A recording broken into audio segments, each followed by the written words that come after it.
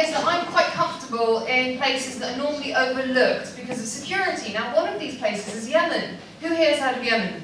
Great, okay. Yemen is literally, genuinely one of the most beautiful places on earth. It's full of this epic ancient architecture that includes the Manhattan of the desert, a city of ancient skyscrapers. It's this beautiful place, but sadly today Yemen is mostly known for war and Al-Qaeda. Of course, in the 90s it was also known as the place where Chandler Bing ran off to avoid breaking up with Janice. And I get it, man, like breakups are hard. I'm still not over the breakup of Pangaea.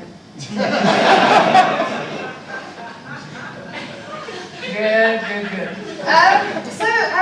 So Yemen's this absolutely. By the way, do we know what pandas are? I don't know. Some of you might be from the future. That was an extinction joke. See, I'm actually an archaeologist, but I specialise in extinct humans. I'm a paleoanthropologist, and Yemen may be a paleoanthropological goldmine.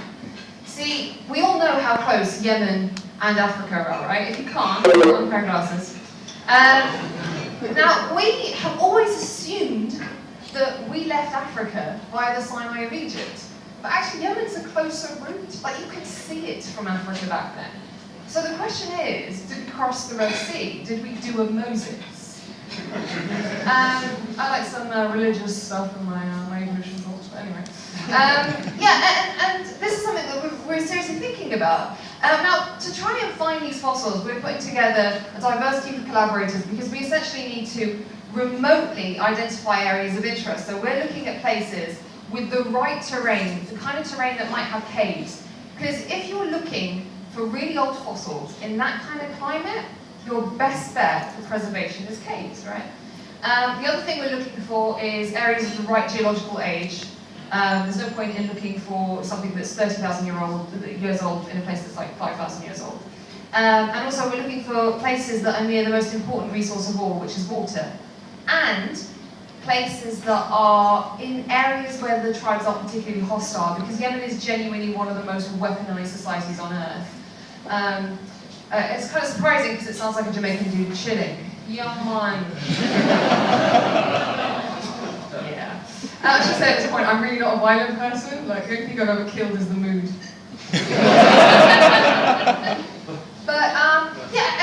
Okay, one of the things I learned in Yemen is just completely true. One of the things I learned in Yemen is that olive oil is great for cooking, conditioning your hair, and cleaning guns. Which is massively ironic, because olive oil is supposed to make you live longer. Isn't it?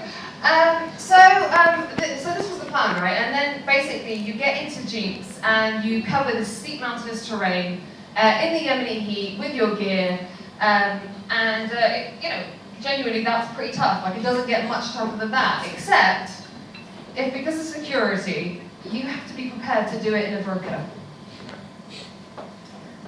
If you haven't seen this, you should see this. This is incredible. I'm the second burqa on the right. I'm not. I think this day I decided there was enough of us that I could go out without a burqa on, and I genuinely got the worst sunburn of my life. Like, for fuck's sake, come on.